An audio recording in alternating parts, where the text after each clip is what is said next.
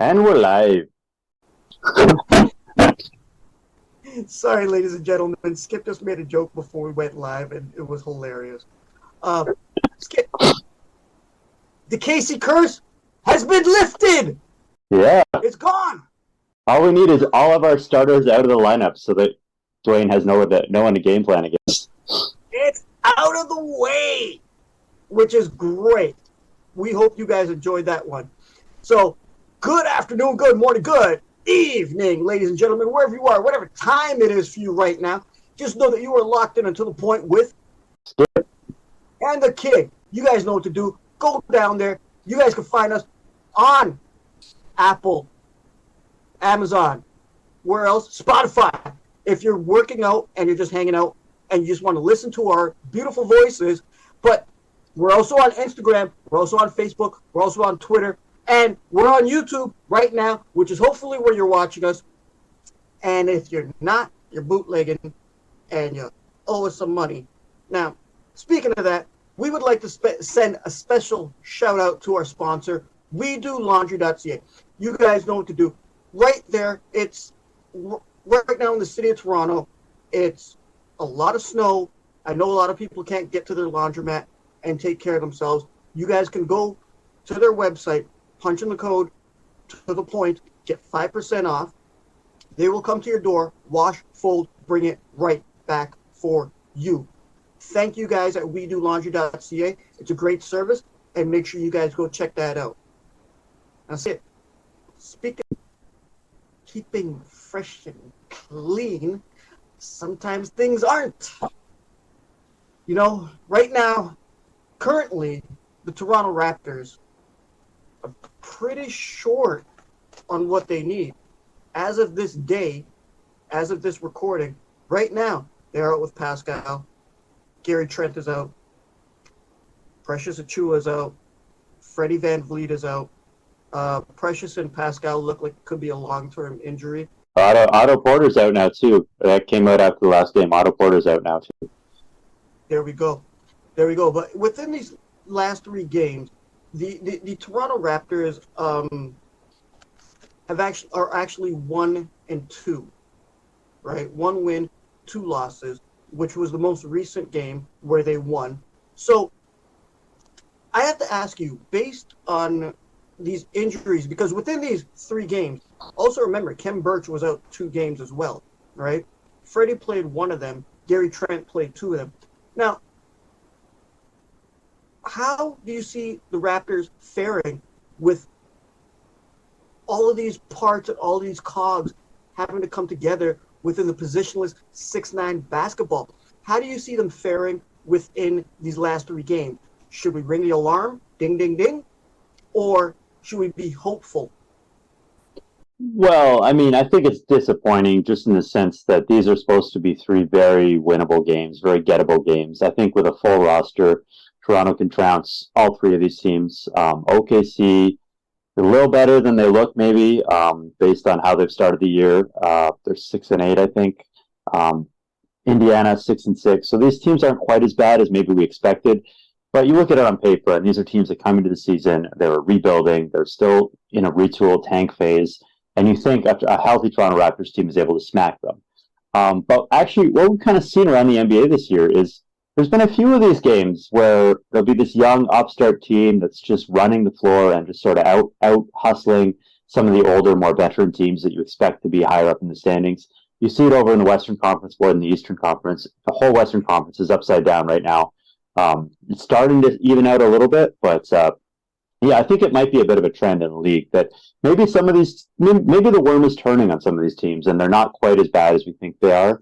If you go back a year, you look at OKC, you think they're terrible. You look now, it's like, okay, wait a minute, like they're starting to work some picks in here. Not gonna make the playoffs or anything, but maybe they're just on that upswing. And a team like Toronto comes in and they're missing their 2 best players, and suddenly they're ripe for the picking, right? You don't have Pascal, you don't have Fred VanVleet, you don't have your 2 main ball handlers. So suddenly, Toronto, I looked at the season stats, Toronto is the best in the league at forcing turnovers. They're the best in the league at preventing turnovers on the offensive side of the ball. without those two guys in the lineup, they could still force turnovers with anybody. But that ball handling, the ball gets a little shaky. You see them run a lot of plays through OG Anunoby. OG, honestly, as great as he is at forcing turnovers, he is a guy who he does have a habit of picking up his feet.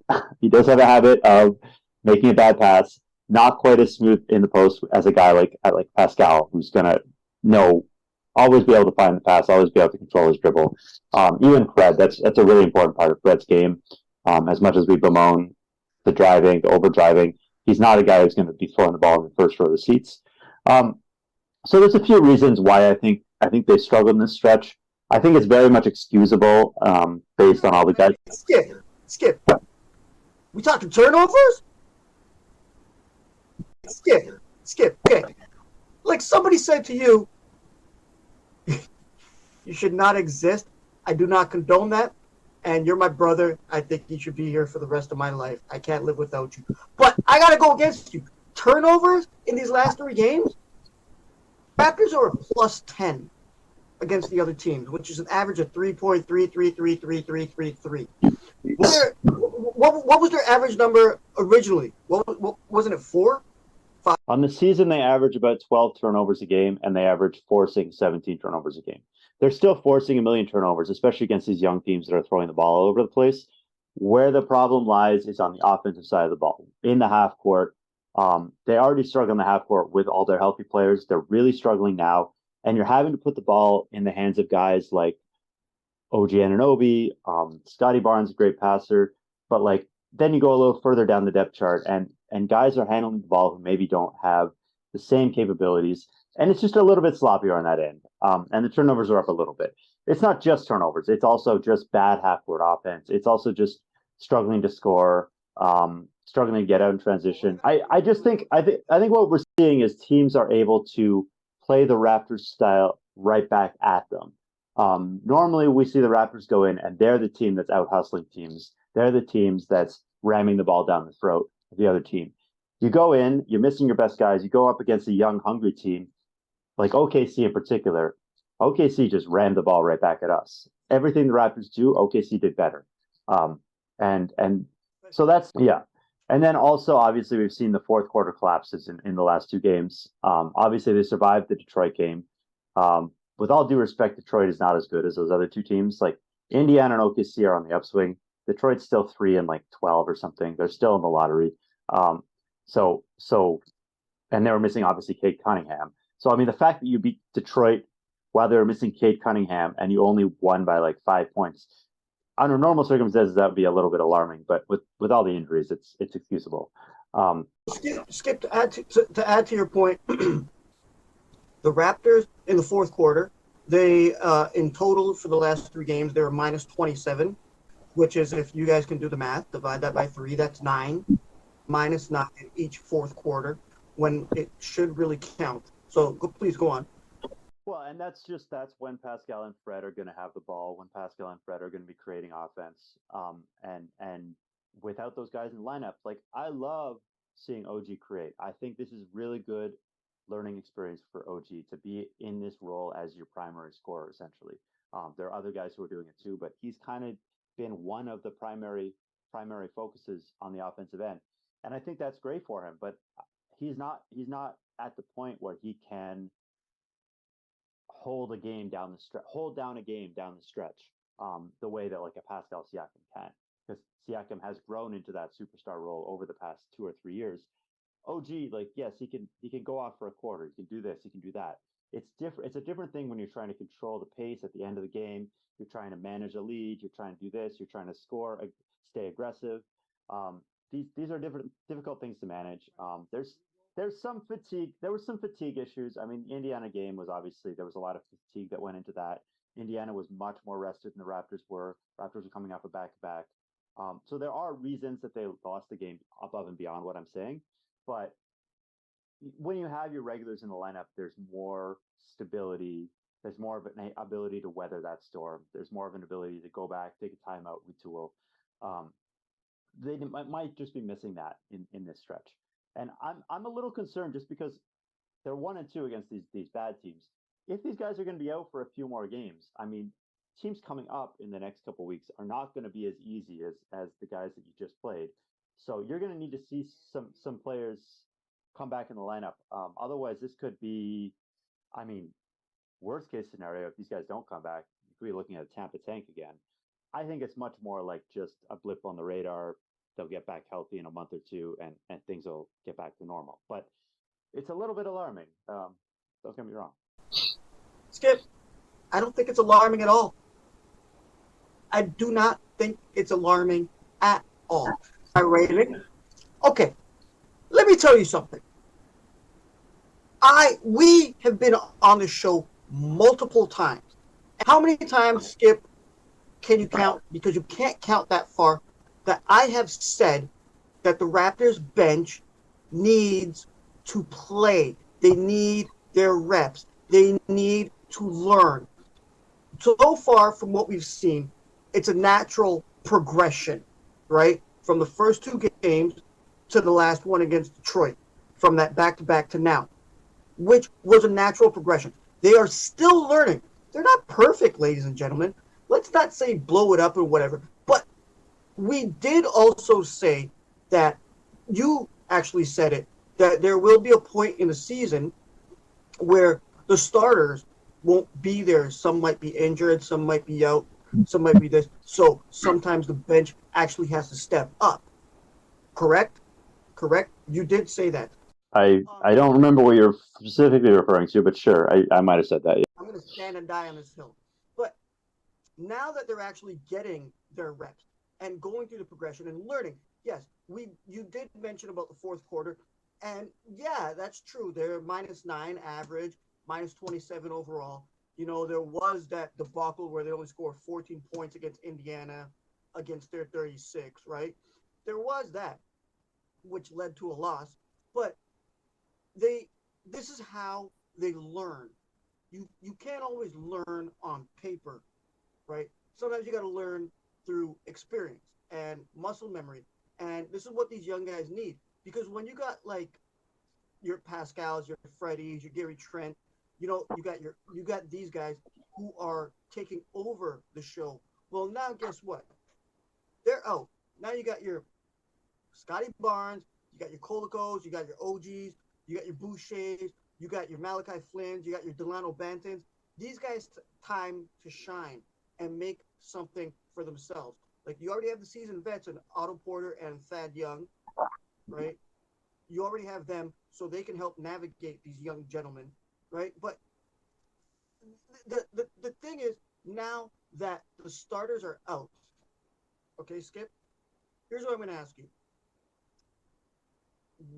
Let's talk about the players that have stood out in the absence of the main players.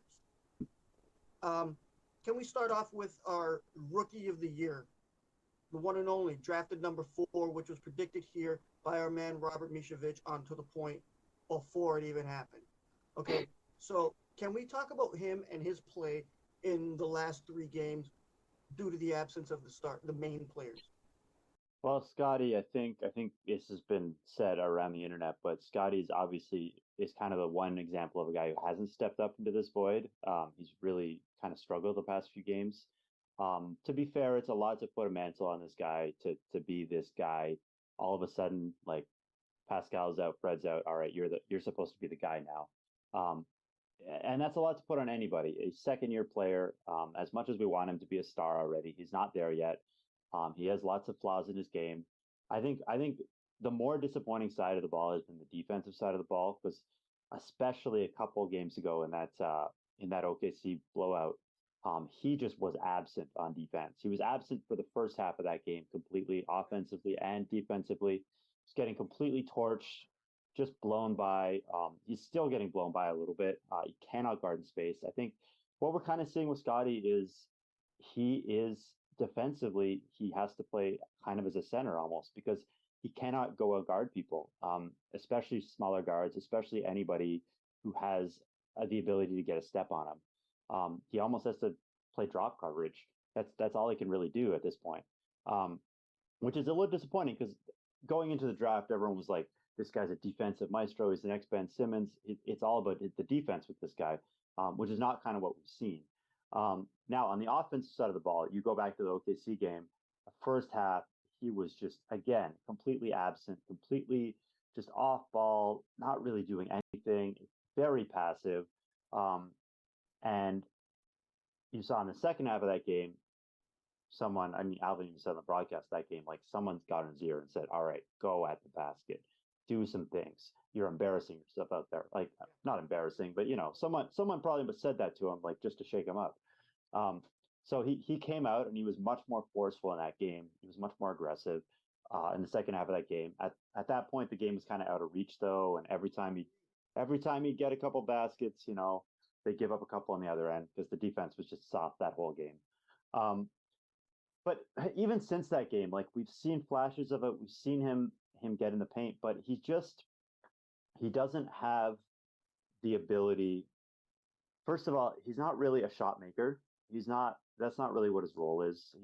He can make, if he's hot, obviously he can make those mid-range shots, he can make those 3-point shots. Right now he's forcing them, they're contested, they're not going in. So the only way he can get points is by putting his back to the basket and just driving straight to the rim. And he can do that, but it's a little harder when you don't have that extra threat of being able to spot up for a shot if you're doubled or whatever. Obviously he's a great passer, but there's just been a lot in these games where he'll get shut down or he'll end up playing off ball, and he's just not really become the player that we want him to be. And I actually saw an interesting thread on Facebook. Well, and I saw an interesting thread on the Facebook on the Toronto Raptors group that a bunch of us are part of. Someone was talking about how Scottie's not a point guard and this experiment is a failure. They should accept that he's a point forward, a power forward or whatever. Which I think there is actually a lot of validity to that criticism. But I would say, listen, this guy's in year 2. What is the end goal of Scottie Barnes? The end goal of Scottie Barnes is we want him to be a focal point of this team going forward. We want him to be a star in this league. I don't care if you're a star in this league. I don't care if you're suiting up at point guard, you're shooting up at power forward. You're going to have the ball in your hands one way or another. You're going to have the ball in your hands. So Scottie has to learn how to play with the ball in his hands, whether he's playing with another traditional point guard or not, whatever role he's playing specifically. He's got to be able, especially with his passing ability, especially with his driving ability, he's got to learn how to become a triple threat. And this is a perfect opportunity for him to get those reps in, even if they come in losses, even if this, that, like, and the other thing. It's not a bad thing to be going through these growing pains with him. And I don't think they should go away from it at all just because he's struggling for a game or two. I mean, Nick Nurse tends to play to win, so he tends to go with a hot hand. But it's not a bad thing. And guys don't all mature at exactly the same rate, right? Like we're thinking, all right, he was just peaking at the end of last season. Coming to this season, he's going to be a next level player. Sometimes it takes a guy a couple of years to really just for everything to click in his mind, whether or not he has the physical skills. I mean, he's got to work on his shooting, obviously, but sometimes it takes a little time. So I think there's nothing wrong with letting him get these reps in and getting in the spirit of growing into that type of player in the future. He has Skip. You just basically proved my point.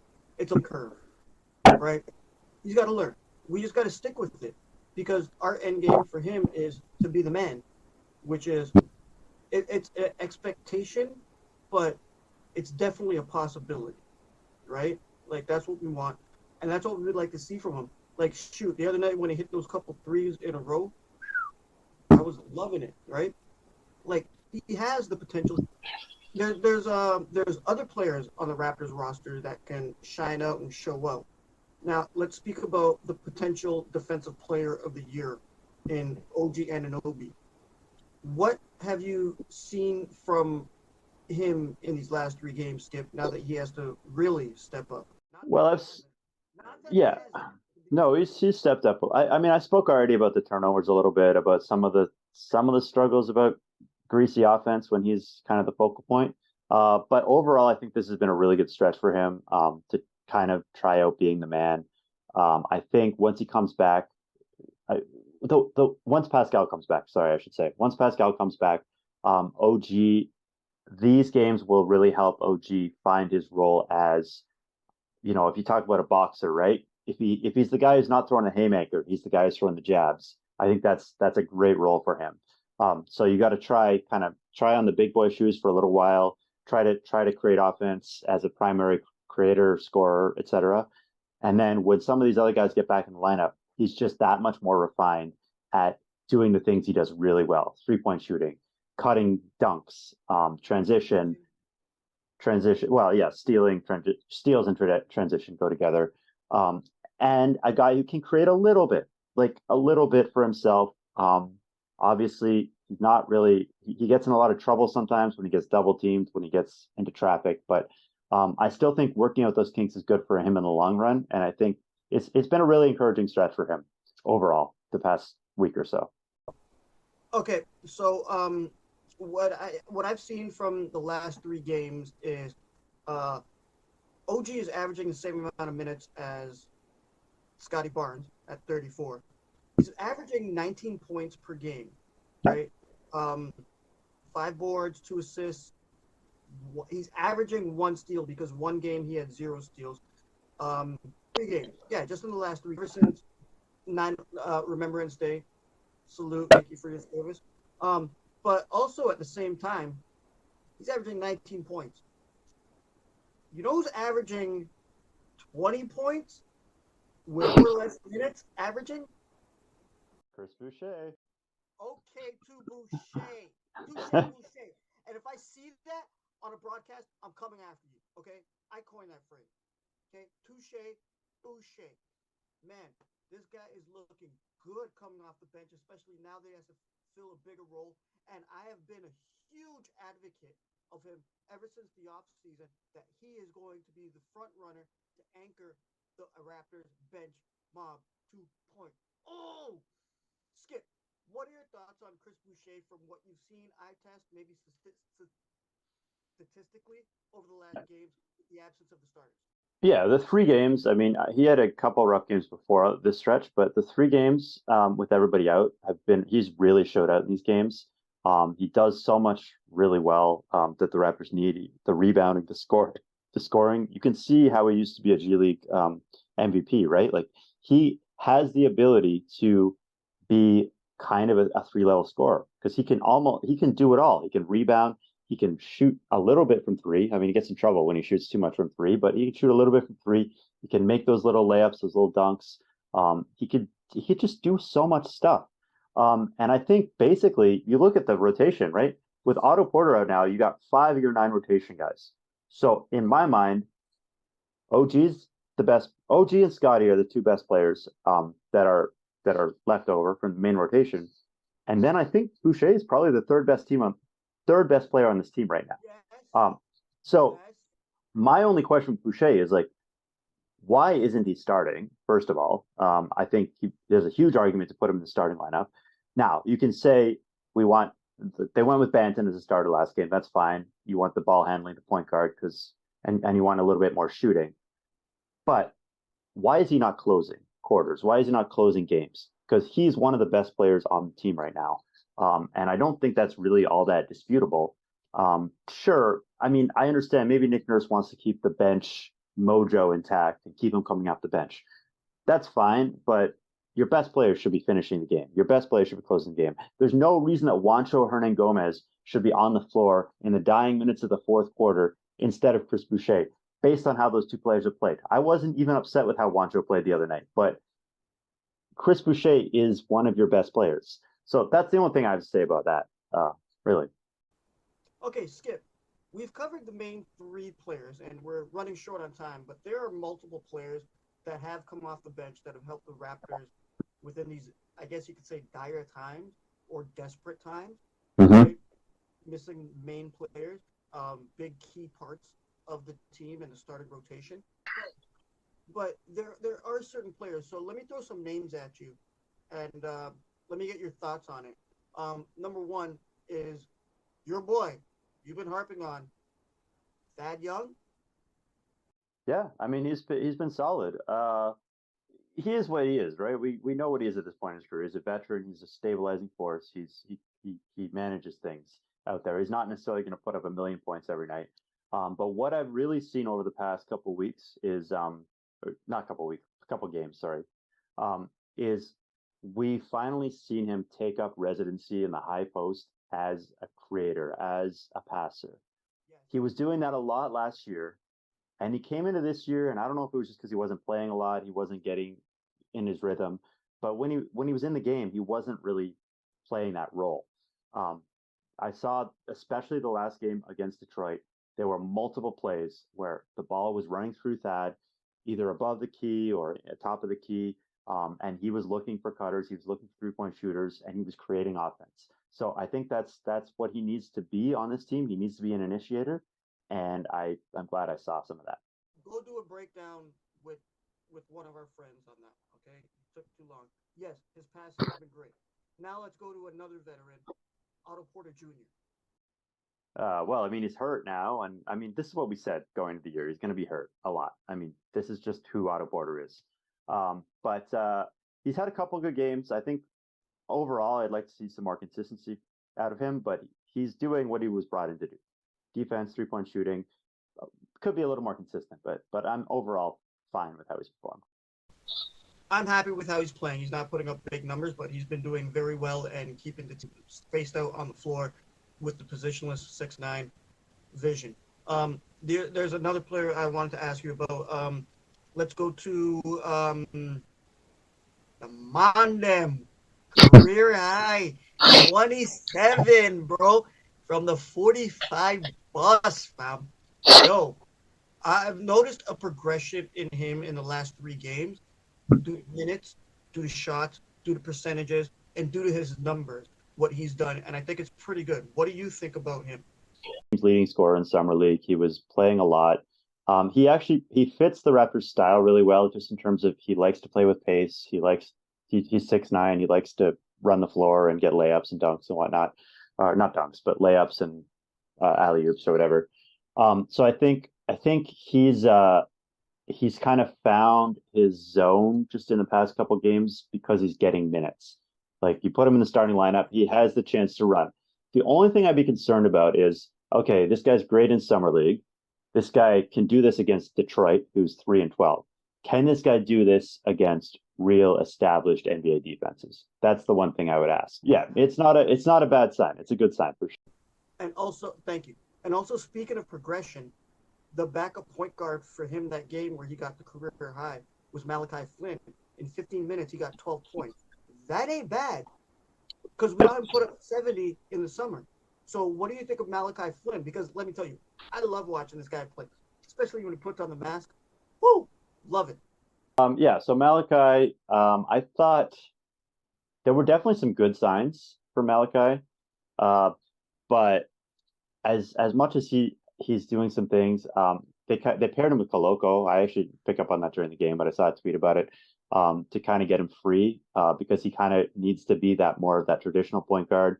Needs to get some space to get his shot off, get his drives off. A little bit different from Banton, who's much more interested in just running the floor. So Flynn, I saw some really good signs from him. I think he finally got some run, which is good for him, but he still seems like he's a little bit buried in the depth chart. I mean, if you're not getting major minutes with 5 guys out of the rotation, like, you're still buried a little bit. I thought it was interesting. They went to Jeff Dowden over him down the stretch last game. Yeah, so I'm just saying, like, I'm seeing some good signs for Malachi, but I think it's pretty established that he's behind Delano on the depth chart right now, and we'll have to see how that situation plays out. Okay, there's multiple other players on this roster. For example, like you just mentioned, Christian Koloko, his first game, playing 23 minutes. He did pretty well. Maybe not on the stat sheet, but for the visual test, it was pretty nice. He didn't start in this stretch. It's interesting how he's actually been taken out of the starting lineup as the rest of the starting lineup has fallen apart, because the main starting lineup was so good defensively with him in there. But he's sort of, because he worked as a really good backline of defense with an established defense. Now that you're sort of throwing everything out now that you're sort of mixing everything up, right? He doesn't really quite fit into that role, and he's not versatile enough at this point in his career to play a different role or anything. He's really just there to be a rim protector, and now he's getting into some foul trouble. Now he's coming in off the bench. He's getting into a little bit more problems, but that's to be expected. With Thumbs up or thumbs down? well, over the past 2 or 3 games, maybe a thumbs down, but overall, I still think he's on a good trajectory. Let's go with another one. Dalton. His style of play, but he's lost in the mix. Yeah, I mean, just what we saw last game against Detroit, like I think he's going to get another shot based on some of the stuff he did in that really short 2 minute stretch right at the end of the fourth quarter. He's and we saw in summer league what he can do on the offensive side of the ball. There's lots of reasons for him to get a look. So I'd be excited to see him play a little more. We'll see how that goes over the next week or two. Okay, let's go with the last one right here before we cut out of here because we're running short on time. Hollywood. Wancho. So I slandered him. No, I slandered him a lot because he really didn't look good in preseason. He really didn't look good in the opening game. He definitely is seems to be a little bit more connected with what he needs to do, what he wants to be doing. He's hitting a couple shots. He's getting to the rim. He's playing okay defense. I don't think he has a huge role in this team when guys get healthy, but he is stepping up a little bit. I give him an okay. I give him one of these. Okay, so Skip, just give me a thumbs up or thumbs down. The Raptors, the last 3 games. Oh, I'm going thumbs up. No, 1 and 2 against bad teams. I can't give him a thumbs up. Promise. Listen, I said it to you guys weeks ago when the Raptors had the beginning of the schedule against top teams in the first 10 games. Maybe they can play the bench players against a crappy team. It's coming to fruition. Look, I will say that I think you mentioned this earlier. I think it's really good that they're getting these guys run now. All these guys are getting reps. All these guys are finding their rhythms. All these guys are finding their roles. I think that is very important. I think that is something that Nick Nurse wasn't doing earlier in the season, and I think this stretch will really help them going forward, using the bench more, stretching guys out. But I mean, you can't be happy. You can't be happy about losing to OKC and Indiana. But you just can't be, even if everybody's out. Skip, you sound butthurt.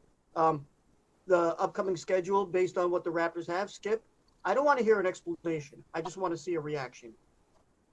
Are they going to do good? I'm not optimistic. Just until guys get back, I'm not optimistic. Okay. So there you go. You guys have it over the Raptors' last 3 games and the absence of some of the main players for your Toronto Raptors. Skip and I believe we just covered all of that, and we hope we informed you very well. You guys know what to do. Go down there, click subscribe, click like, leave a comment. We'll definitely get back to you. We got nothing but love for you guys and your support for us and our fantastic guests.